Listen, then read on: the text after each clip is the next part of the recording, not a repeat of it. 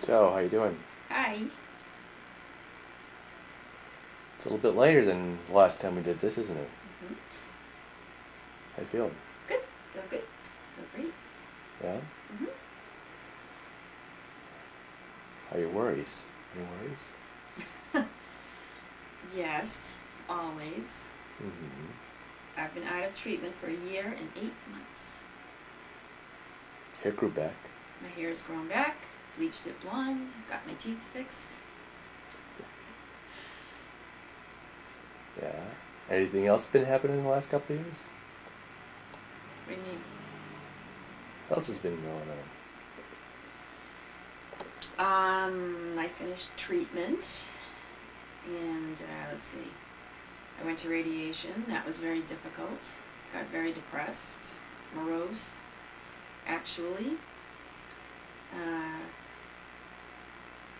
They had warned me that I would probably become depressed at the end of treatment, and I did, so I went on some antidepressants, and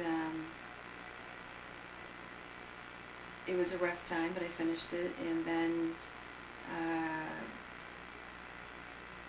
they decided to keep me in menopause chemically, so I've been getting regular injections of Lupron, and seeing my oncologist every 3 months for that and for an exam, and they've managed to find things every time.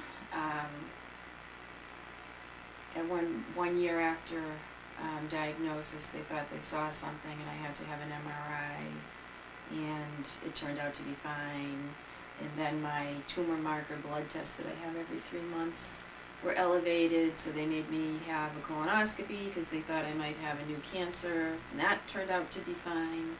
So I continue to be monitored really stringently. I think the biggest thing now is that I'm in menopause, and it's just very difficult to be in menopause at such a young age, and it's very harsh. I have a lot of side effects from that. I lost 28 pounds when I was in treatment, and now my weight has started to come back, has come back. So I feel much stronger than I did. I went back to work a year ago, 4 days a week, and that was very difficult. I was still very weak, underweight, and not really up for it. And I cut back to 3 days a week and just really needed the year at work to kind of rebuild myself. And now I'm back at work again, still 3 days a week, and I feel fine. What happened to Mary Lou?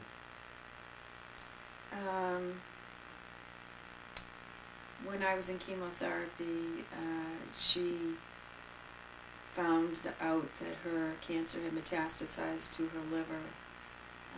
So she went back into chemo at the same time I was in chemo, and the Xeloda and Taxol did a very good job in stopping the cancer from growing in her liver. And she was doing pretty well with that, although she had terrible lymphedema in her arm. And she came to visit in the spring, right after I'd finished treatment, and she was doing okay. I mean, she still was pretty vibrant. And she came again in August, and seemed to be having some cognitive difficulties that I think we all thought was because of chemotherapy. And then in October we found out that the cancer had metastasized to her brain, and she had multiple bilateral tumors. So exactly a year ago at this time, I flew down to Florida to be with her and go to radiation with her. She originally started out on a chemo drug for the brain cancer, Temidor, and it didn't work out. She was very, very sick, throwing up, a mess. So she had to stop taking that, and Halloween night we went out to dinner at Maria's and probably had our last dinner out in a restaurant together. And then the decision was made by my family that she really needed to come back here because she was so sick and wasn't getting better, and was losing her mobility. She couldn't drive. She was on a walker. She was falling a lot, double vision. So she came back here in November to Paula's initially, and then my parents moved to Easton to a condo at Gaslight, and she moved in with them, and hospice was involved, Old Colony Hospice, and she died December 9th, 6 weeks after she was here, after the whole thing started. She died December 9th. It was very traumatic. She's buried up the street from us. My parents are going to be buried there too. They've been very devastated by that. Doesn't get a whole lot better, does it? Not really. No. That's been a really hard experience for me, watching her die. You know, she really went from being a vibrant, very alive young woman.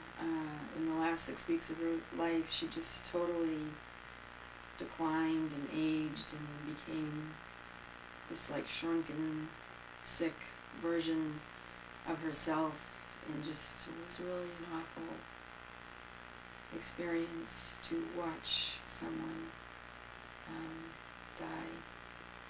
But at the same time, she got the best care that we could give her, and she died at home with my parents, with us there, you know, probably in the best way that she could, but not really something I'd like to repeat again. When you went in June for your 1-year follow-up, you're pretty anxious. Yes, because for Mary Lou, the cancer had come back at the 1-year mark twice. So I was really worried about that, but they did find something, a new calcification in the area where my tumor had been removed, and so I had to go back in and have another stereotactic needle biopsy 2 weeks later, and that was really torture, but it proved to be nothing. So it's sort of, they're erring on the side of vigilance and caution, and kind of overreact to little things, but so far everything has always turned out in my favor, luckily. And you know, people say to me that I look so much different and so much healthier than I did, and you know, the fact that my health has come back has made me feel, you know, a lot stronger, as if the disease process isn't continuing. We've traveled a lot. Yeah. What happened? Well, I was very despondent when I was in radiation, because everybody else was going on trips and going away, and I'd go to basketball games, and all the parents were planning vacations, and oh, it was just awful. I just felt like my life was at a standstill. So after I finished treatment in April, I finished treatment in March, and then in April, the 4 of us went on a cruise. We sort of took all the money we'd been saving for Europe and threw that idea out. And we flew to Puerto Rico, and then we went on a Caribbean cruise, which, you know, seemed like the right thing to do at the time, but I can look back at it now and just realize how tired I was and how exhausted, and, you know, I was really not back to myself, although, you know, we went and saw a lot of islands and did a lot of things and, you know, had fun. It was rough. I still didn't have my hair. I was still wearing a wig. My hair didn't come back until May. And then in June, you turned 50, and you and I flew to Miami Beach for a long weekend in South Beach, and that was wonderful. That was really nice because it was very relaxing. I also went to California with Patty, Jenny, and Nell, and stayed for a week outside San Diego, and we went to Mexico, and that was really fun, a lot of fun. Then I had my trip to Florida to Mary Lou's, and then this past spring I went to Florida with my girlfriends again for a week at my parents' condo, and then in July the 4 of us went back to Clearwater for 2 weeks. vacation. So we've traveled a lot, trying to make the most of the time that I have left, whatever that might be. Yeah. The kids are doing better. Kelsey really had a downturn. I think when I was in treatment, she really just was at a standstill and very anxious and hooked up with the wrong boy. And after I was done with treatment, she told me she was pretty angry with me for getting cancer and sort of worked through that. And then she just sort of had this disastrous relationship with the boy and ended up having a horrible breakup and needing to get some treatment for that. Bridget's been doing very well. She always manages to sort of bubble along, a little more resilient, I think. So what about the future? Well, you know, hope for the best, prepare for the worst. I've always said I hope to make it to my 50th birthday. I'm turning 47 next week, and my goal is to make it to at least my 50th birthday in good health.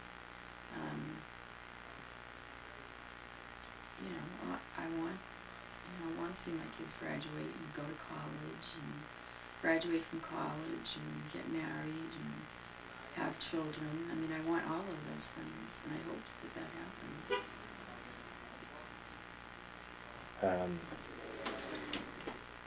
What do you keep stealing? I'm making a video tape. Making a tape. Just to recap. Ew. I exploded stuff all over me. Okay, can you just let us finish up? Yeah. Thank you. You can do it.